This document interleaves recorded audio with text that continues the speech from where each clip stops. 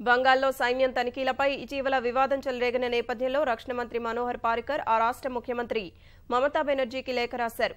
దేశానికి అనునిత్యం రక్షణ కల్పించే సైన్యాన్ని వివాదాల్లోకి లాగడంపై తీవ్ర అభ్యంతరం వ్యక్తం చేసిన మనోహర్ పారికర్, మీరు దేశ ప్రజలు, సైన్యం నైతిక స్థైర్యం దెబ్బతినేలా వ్యాఖ్యలు చేశారని లేఖలో విమర్శించినట్టు తెలుస్తోంది.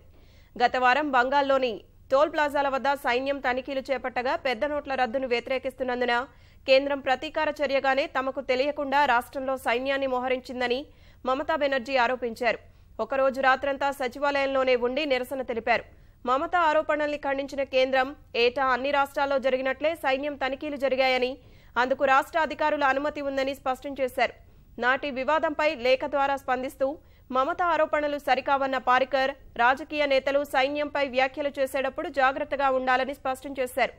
రాసిన లేఖ ఇంకా మమతా బెనర్జీకి చేరలేదని టీఎంసీ నేత ఓబ్రెయిన్ తెలిపారు.